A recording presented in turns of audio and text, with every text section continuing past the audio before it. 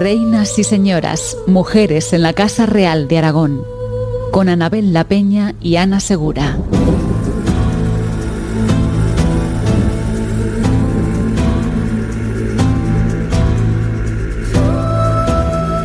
El 5 de enero de 1336 fallecía en Barcelona Alfonso IV, descendiente de Ramiro, que 300 años antes se convertiría en el primer rey de Aragón. Muchas cosas habían cambiado desde que el joven Ramiro heredara de su padre, el rey Sancho el Mayor de Pamplona, unas pocas tierras en torno al río Aragón y su afluente, el Subordán. El reino había crecido hacia el sur, el este y el oeste a costa de conquistas militares y alianzas matrimoniales, pero los Pirineos seguían siendo la gran frontera al norte. La anexión por el matrimonio de la reina Petronila con el conde Ramón Berenguer IV de Barcelona y los condados catalanes habían abierto la puerta de Aragón al mar y convertido el reino en una corona poderosa cuya influencia en el mundo era incuestionable. Los territorios conquistados a lo largo de los siglos trajeron consigo nuevos pobladores, manos de obra para trabajar en las tierras, practicar oficios y blandir las espadas, y con ellos riquezas que en ocasiones llegaban en los barcos del otro extremo del mundo, del misterioso Oriente. Aragón dominaba buena parte de la península y sus naves surcaban el Mediterráneo comerciando con lanas y tejidos y también batallando. La corona de Aragón bajo los reinados de Jaime II y Alfonso IV se consolidó como un gran foco mercantil en el Mediterráneo. Y mientras en el norte llegaban nuevas modas y estilos en la forma de construir y aquellas pequeñas iglesias románicas pintadas con escenas aterradoras del infierno de los pecadores, dejaban paso a elegantes construcciones góticas que no solo ensalzaban la gloria divina, sino que también creaban espacios bellos y cómodos en los que los reyes y la corte podían residir y que eran además símbolo de majestad y poder.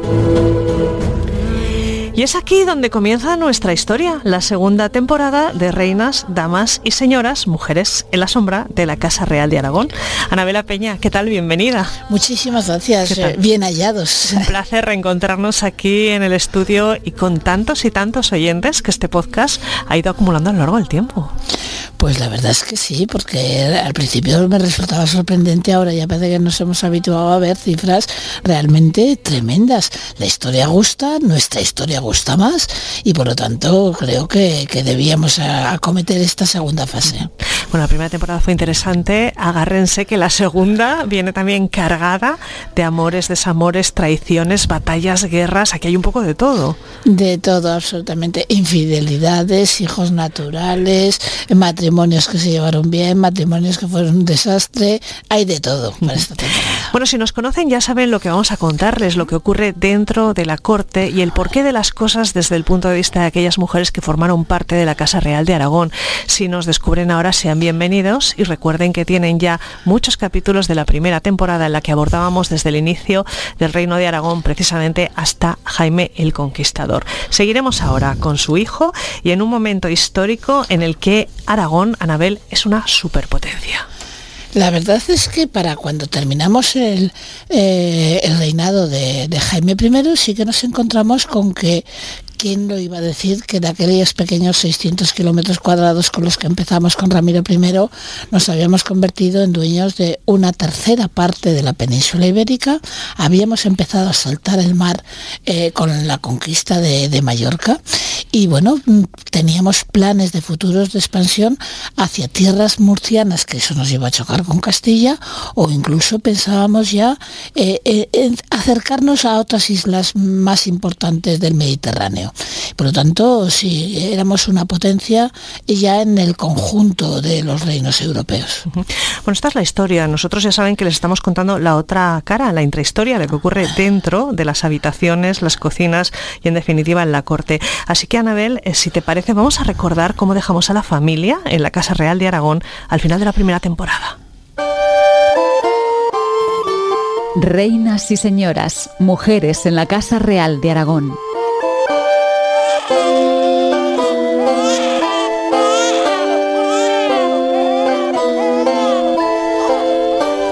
Los estamos escuchando oír por ahí de fondo. Si ponen un poco el oído seguro que los escuchan.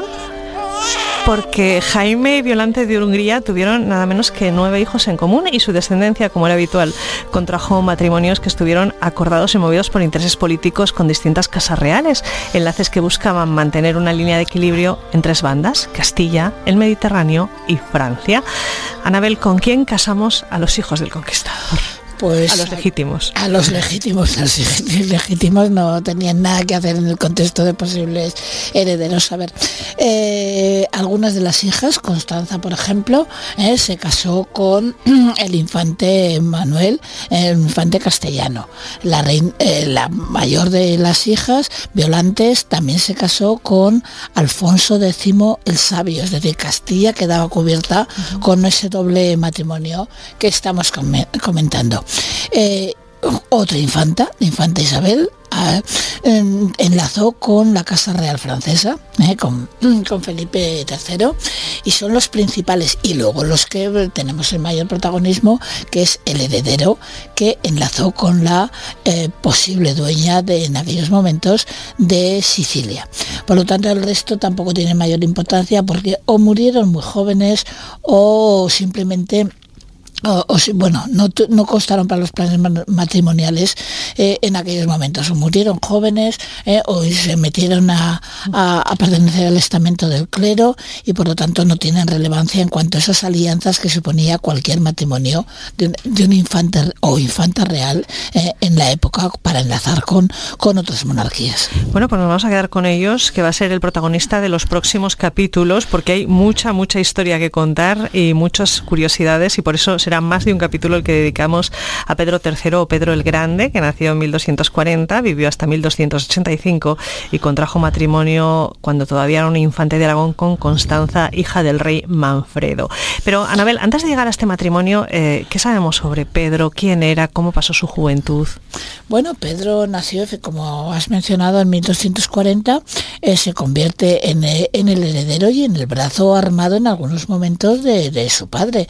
Es decir, nosotros queríamos seguir conquistando, porque así lo habíamos hablado en algunos momentos, hacia expansionarnos hacia Murcia, y bueno, se convierte en eso, en el brazo ejecutor. Ya tenemos a un Jaime que, aunque siga reinando, empieza a ser ya algo mayor para aquellos momentos, y por lo tanto se convierte en el primogénito ideal, combate, en los combates, en las gestiones, y bueno, pues en ese tiempo tuvo todas las esperanzas de continuidad de la dinastía.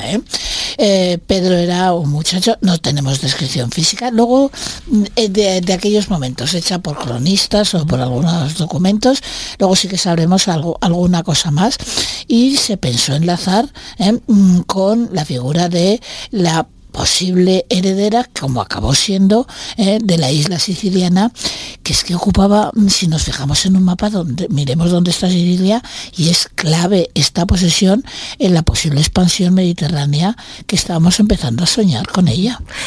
Anabel, Pedro, que será Pedro III, recibió los títulos de rey de Aragón y de Valencia y conde de Barcelona, pero no el de rey de Mallorca, ni tampoco los cordados del Rosellón y la Cerdaña, que junto a Montpellier quedaron en manos de su hermano Jaime. ¿Por qué? A ver, es que si los reyes hubieran tenido un concepto de los dominios sobre los que se extendía su monarquía, que no eran de su propiedad, sino que pertenecían y había que legar conjuntamente al sucesor, pues hubiera sido la cosa de otra manera. Pero Jaime I, como cualquier monarca de la época, consideró que podía dejar heredero, y así lo decidió en 1262, que es el último testamento que conocemos de los muchos que hizo su progenitor. Le deja a Pedro las tierras de Aragón, de Valencia, los territorios, por supuesto, las tierras del condado de Barcelona, pero tenía otro hijo al que, bueno, le apetecía dejarle algo y le dejó, fue muy problemática esa decisión, le deja las islas de Mallorca con el conjunto de Baleares, menos hay que mencionar la isla de Menorca, que todavía no estaba en manos aragonesas. Y luego una serie de posesiones al norte de los Pirineos, lo que hoy llamaríamos el Rosellón, la Cerdaña, por otro lado también la ciudad de Montpellier, aquella ciudad donde su madre concibió con su padre de aquella manera que, recordemos, en los primeros capítulos veíamos de una forma tan particular, tan tan peculiar como se engendró la figura. Entonces se parte, y durante unos 70 años aproximadamente el reino de Mallorca, aunque quedaba, por decirlo así, en inferior situación que el reino de Aragón, el reino de Mallorca existió. Se volverá a conquistar definitivamente y anexionar, y ya no se va a perder, a partir de mediados del siglo XIV.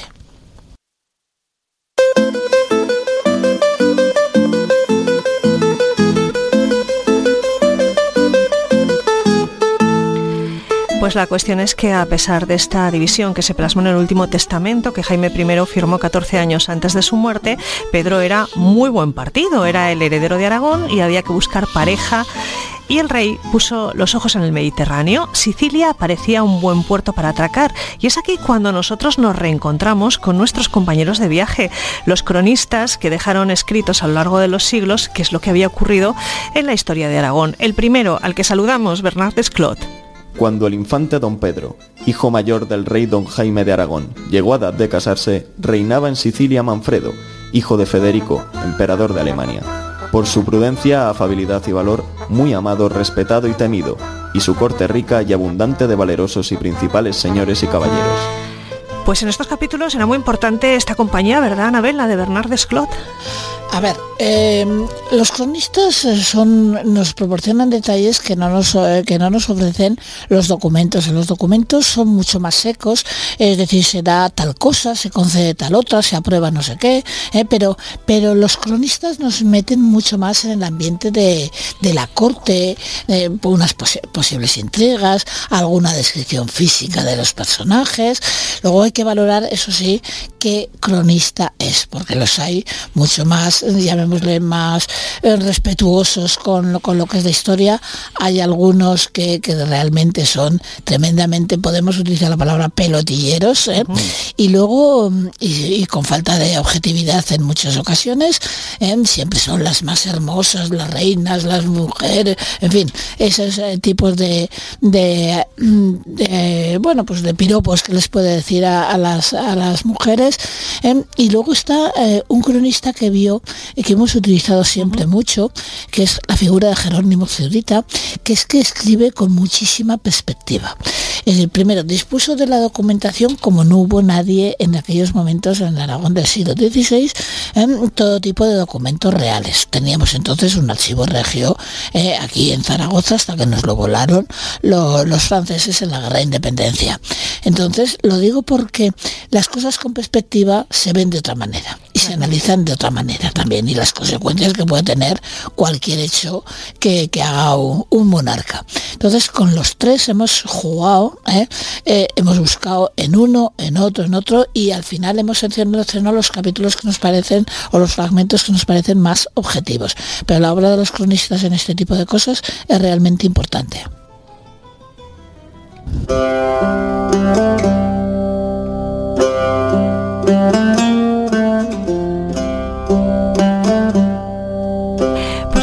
Los cronistas vamos a intentar reconstruir la historia de Constanza. Suele decirse que ella había nacido en 1248 en el Palacio Real de la ciudad de Nápoles, pero algún investigador retrasa ligeramente la fecha hasta 1249 o 1250. En cualquier caso, Anabel, la suya no era precisamente una familia tranquila. Vamos con ellos, vamos con los antepasados, porque para empezar, en la familia de Constanza había dos personajes magníficos que seguro que nuestros oyentes han oído nombrar. Constanza era tataranieta del famoso Federico Barbarroja y nieta de Federico II Hohenstaufen. Bueno, sí, la familia gozaba del título de emperador, que teóricamente era el personaje, la cabeza, llamémosle, política de Europa. Pero además eran reyes de algunas otras posesiones. Sobre todo la figura más cercana a nuestra protagonista de hoy, a Constanza, va a ser la figura de Federico II, que nos vamos a encontrar con que era prácticamente dueño de toda la Italia norteña y napolitana, la isla de Sicilia, etcétera. Eso causaba mucho malestar en la Iglesia Católica. Estamos viviendo un mundo de concepciones muy distintas de quién debía ser la cabeza de Europa. Los emperadores alemanes alegaban que debían ser ellos, y el papado decía que los dueños de Europa, basándose además en un documento muy utilizado en esta época, que es la falsa donación de Constantino, que se demostró hace siglos que estaba hecha, es profeso para justificar la postura papal, pues nos encontramos con que se disputaban esos dos temas y los enfrentamientos fueron gravísimos. La cosa está en que sobre todo el papado tenía un arma contundente, y era la posible excomunión de un monarca. Y un monarca excomulgado en aquella época era un monarca al que no se le tenía por qué obedecer. Y tanto, quiero decir que la situación era realmente, se veía el choque inmediatamente. Y con Federico II el papado chocó, y de una forma realmente notable. Pues la cuestión es que tras la muerte de Federico II heredó el trono su hijo Conrado IV, que en teoría fue rey de la isla, atención, y de todas las posesiones a las que hacía referencia Anabel entre 1254 y 1268, y que solo 4 años después falleció. Pronto circularon rumores de que la muerte no había sido natural, rumores que Jerónimo Zurita recoge también en sus crónicas. Murió el rey Conrado en el año siguiente, no sin sospecha de ponzoña, según se refieren algunas historias en que Ptolomeo de Luca dice que se afirmaba haberle dado Manfredo yendo ambos a caza, con codicia de suceder en el reino. Y este señor es la clave, Manfredo, que era un tipo de cuidado, hijo ilegítimo de Federico, hermanastro de Conrado y, atención, padre de Constanza y tiastro, si es que existe esta figura, pero seguro que nuestros oyentes nos están entendiendo, del heredero conradino, que era primo de Constanza.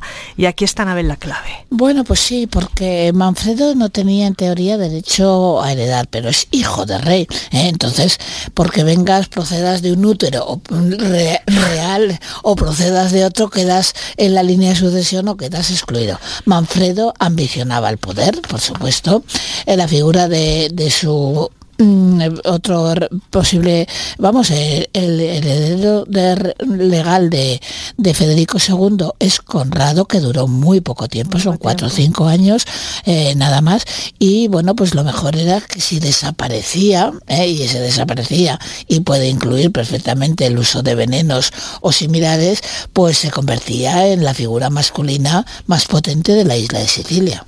Claro, este chico Conradino también murió muy joven y en circunstancias un poco complicadas. Lo decapitaron, esa es la circunstancia, perdió el cuello.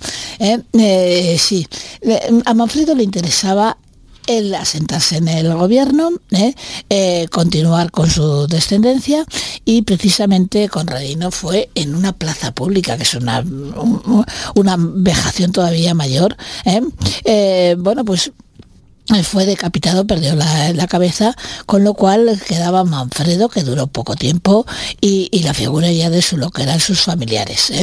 Estamos en una época en que iba a ser una situación muy complicada. Los papas querían Sicilia y querían Nápoles, pretendían designar a alguna dinastía que les diera el reconocimiento oportuno, y ahí se va a oponer la figura de Manfredo, precisamente. Bueno, la cuestión es que antes de morir decapitado, Conradino había cedido sus derechos a su prima Constanza, que era la hija de Manfredo. Y Constanza, 6 años antes, el 13 de junio de 1262, al cumplir los 14 años, se había casado con el infante Pedro de Aragón, que iba a ser el futuro sucesor de Jaime el Conquistador. Constanza, por lo tanto, se convertía en reina de Sicilia y en la mujer que podía aportar un nuevo reino a la corona de Aragón. Esto nos lo cuenta Ramón Montaner. Así pues, Jaime I se vino a Valencia, y encontrando al señor infante en Pedro, que había destrozado a todos cuantos moros le habían sido rebeldes, fue grande la alegría y satisfacción que tuvo, tanto de él como de todos sus hechos. Y como llevase el intento de casarlo, pues que de muchos parajes se le proponían muchos y honrados matrimonios de hijas de emperadores y de reyes, lo dispuso así. Y por último, resolvióse a darle a la hija del rey Manfredo, hijo del emperador Federico, que fue el más alto señor del mundo y de más ilustre sangre. Bueno, pues sigue Ramón Montaner unas páginas adelante con más detalles sobre este acuerdo. Era el rey Manfredo, hijo del emperador Federico, que fue el más alto señor del mundo y de más ilustre sangre. Vivía el citado rey Manfredo con mayor esplendidez que otro señor pudiera haber en el mundo, así como era también espléndido en sus obras y en sus gastos. Y esta fue la causa por que dicho matrimonio plugo al señor rey en Jaime de Aragón y al señor infante en Pedro, su hijo, más que otro alguno de cuantos pudiesen buscarse en todo el mundo.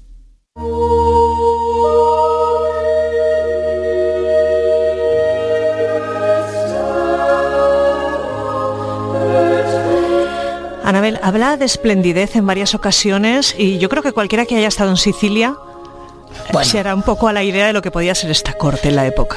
A ver, Sicilia ha sido rica, tanto en recursos tipo de cerealístico y demás, pero es que su posición le hacía ser un punto clave. A Sicilia llegaban los barcos cargados de en el comercio mediterráneo, que se había convertido en el principal de la época, así como luego al final de la Edad Media tendremos toda la zona del Báltico y demás. En estos momentos, y después de las cruzadas que liberaron Tierra Santa, en el sentido que permitieron que el Mediterráneo, que había sido hasta entonces un lago, entre comillas lo del lago musulmán, ahora pasará a ser un lago de comercio europeo.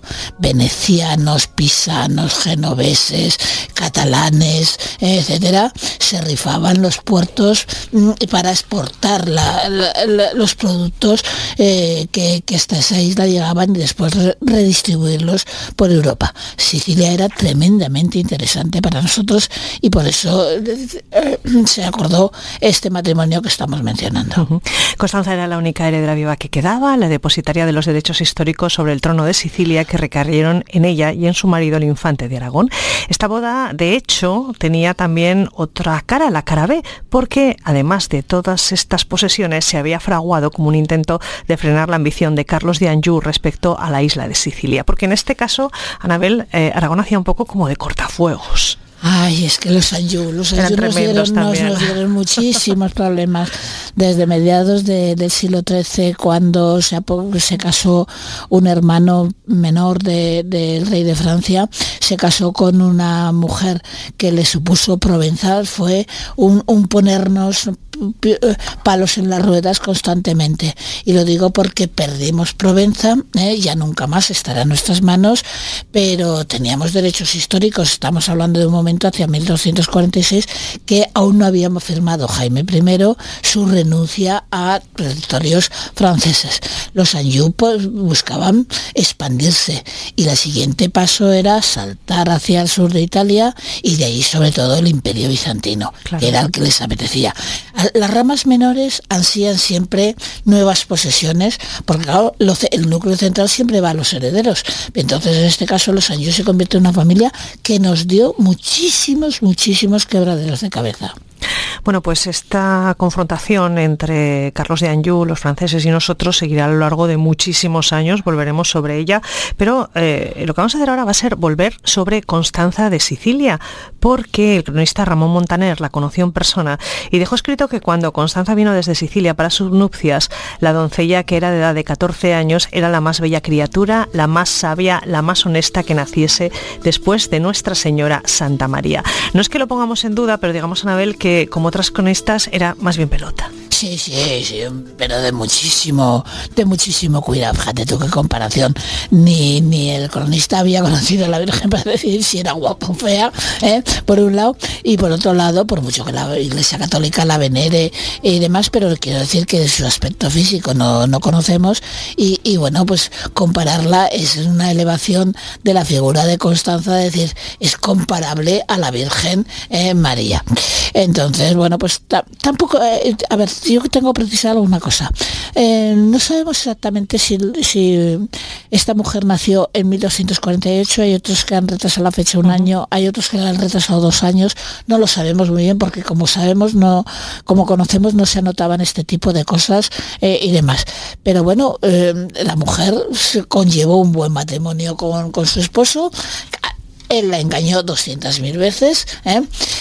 Ella defendió muy bien su posición como mujer heredera de Sicilia, y sí, ahí la tenemos, esta mujer bellísima, guapísima, maravillosa, según los cronistas. Hombre, yo estoy pensando que algo ayudaría un poco todo el oropel siciliano, ¿no? Quiero decir, no es lo mismo que te pillen en la calle que te pillen en la Capilla Palatina, por ejemplo. Hombre, ayuda, ¿no? Ayuda, y que puedas estar en la Catedral de Palermo, por ejemplo, que bueno, pues era realmente notable el lujo con el que se vivía. Bueno, ellos se casaron en junio de 1262 en Montpellier, que entonces era aragonesa, y esta boda no gustó a casi nadie, de hecho enfureció a muchos, a Roma, a Francia y a Castilla. Lo cuenta Jerónimo Zurita. En el año de 1262, estando el rey en Montpellier, fue traída la infanta doña Constanza, hija del rey Manfredo, a aquella villa. Y vinieron con ella Bonifacio de Anglano, conde de Montalbán, tío del rey Manfredo, y otros varones y caballeros sicilianos y napolitanos. Y a 13 del mes de junio del mismo año fueron velados en la iglesia de Santa María de Montpellier. Y el infante, con voluntad del rey su padre, le señaló por contemplación de su dote los condados de Rosellón y Cerdeña, y Conflente y Vallespir, con el condado de Besalú y de Padres, y las villas de Caldes y de la Gostera, no embargante que se hizo luego donación al infante don Jaime de buena parte de estos estados. Pues Constanza, como era habitual, traía también, cuando aún faltaban unos años para que se convirtiera en reina de Sicilia, una importante dote.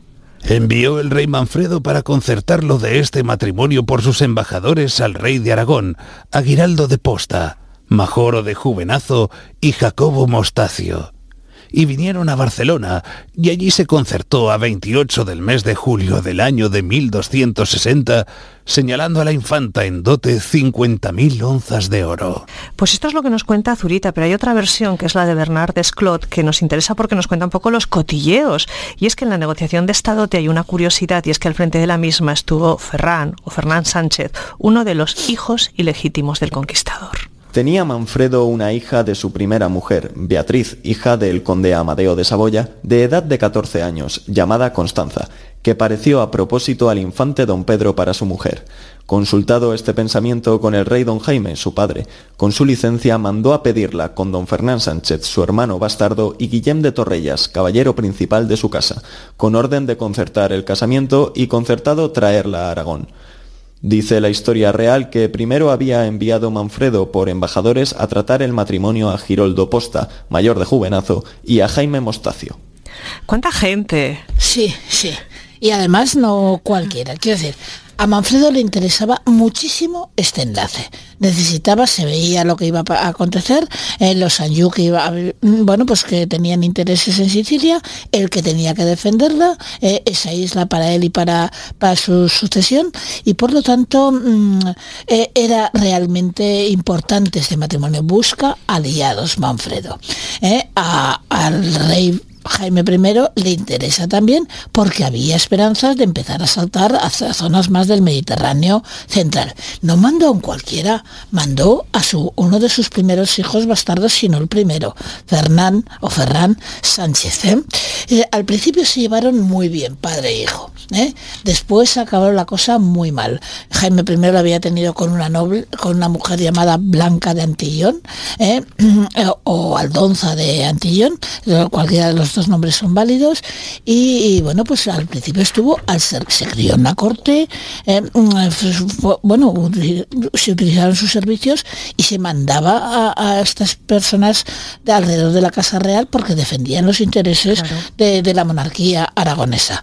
Luego las cosas acabaron muy mal entre padre e hijo, y lo digo porque un tiempo después parece que está Jaime I implicado en el asesinato de este propio hijo. De verdad, cómo solucionaban aquí los problemas, impresionante.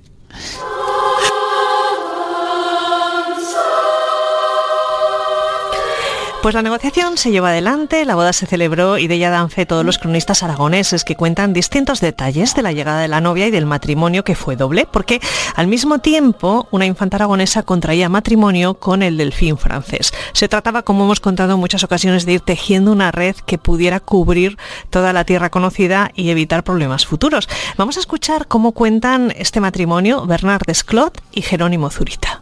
Navegaron con próspero tiempo hasta Montpellier, donde la recibió el rey don Jaime, que la aguardaban los infantes, don Pedro, don Jaime y doña María, sus hijos, y muchos caballeros de su casa y reinos. Desposáronse en la iglesia mayor de Montpellier de la invocación de Nuestra Señora de las Tablas, a 13 de junio de 1262, haciendo aquellos días muchas y costosas fiestas. Fue después el rey don Jaime a Montfarrán a verse con el rey de Francia y confirmar el casamiento antes concertado de su hija, que ya estaba en Francia con Felipe, hijo mayor del rey Luis, como se efectuó después. El infante don Pedro, con su mujer, se fueron a Cataluña y el conde Bonifacio volvió con sus galeras a Nápoles. En el año 1262, en la fiesta de Pentecostés, según parece en los anales de Francia, se veló la infanta doña Isabel, hija del rey de Aragón, con Filipo, hijo primogénito del rey San Luis, en Claramonte, lugar principal de Alvernia. Por el mismo tiempo, estando el rey en Montpellier, fue traída la infanta doña Constanza, hija del rey Manfredo, a aquella villa. Y vinieron con ella Bonifacio de Anglano, conde de Montalbán, tío del rey Manfredo, y otros varones y caballeros sicilianos y napolitanos. Y a 13 del mes de junio del mismo año fueron velados en la iglesia de Santa María de Montpellier. Bueno, este era un doble enlace muy interesante. Sí, mira...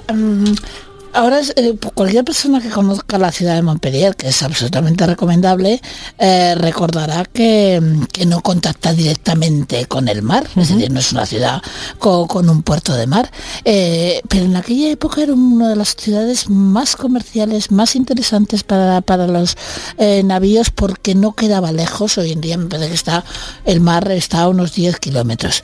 Y prueba de la importancia económica que te podía tener esa ciudad, fíjate la denominación que mencionó uno de los cronistas, Santa María de las Tablas. A veces se le llama también Santa María de las Mesas, por los bancos para poder vender, porque le llegaban productos de todo el lado del Mediterráneo. Cuando no eran sedas de una zona, eran especias de otra. Entonces, era una ciudad muy vital en aquellos momentos. Claro. Bueno, pues aunque el acuerdo se había pactado 2 años antes, fue en 1262 cuando se celebraron estas nupcias, cuando Constanza, por cierto, ya había alcanzado los 14 años preceptivos y por tanto podía consumarse el matrimonio. En este tiempo y durante los preparativos nupciales, Jaime I de Aragón intentó intervenir a favor de su consuegro frente al Papa. No solamente no lo consiguió, sino que a pesar de la oposición decidió seguir adelante con esta boda. Anabel, ¿cómo tenían que ser las Navidades en estas casas? Oh, me las imagino. Estos cuñados enfrentados. Sí, me las puedo imaginar. Además es que era tan... son productos de una época, el enfrentamiento ideológico. Si les correspondía al padre de Constanza y a esta dinastía de Manfredo, si les correspondía reinar, el contrapunto que ofrecían los Anjou. Europa estaba dividida y desde hacía décadas en dos ideologías muy opuestas. La primacía la tiene el Papa, la primacía la tiene el emperador. Unos eran güelfos, los que defendían la cabeza del papado, otros eran gibelinos, los que defendían los emperadores. Entonces tiene que ser, problemáticas estas cenas familiares de esas festividades que estás comentando. Sí. Oye, Jaime I navegando entre todas las aguas, porque tiene un consuegro, el de Sicilia, otro, el francés, el Papa enfadado, Castilla al otro lado. No tenía que ser fácil, ¿eh? Jaime I se llevó bastante regular con el papado. Desde el principio nunca quiso pedir la corona al papado como se había fijado a principios del siglo XIII, porque consideraba que era hacerse de menos. Si alguien te da la corona es porque es superior a ti. Entonces nunca la pidió. Jaime I no se coronó, así como veremos que su hijo sí lo haga, etcétera. Tuvo problemas con la Iglesia. Importante. Se dice que una de las expediciones que se le había obligado era ir hacia Jerusalén como reparación a algunas cosas que había hecho. Entonces, bueno, pues esa sensación que ahora se va a aumentar porque Pedro III se va a convertir ahora en el gran defensor de la postura gibelina, es notable. Tuvieron que ser interesantes esos intercambios.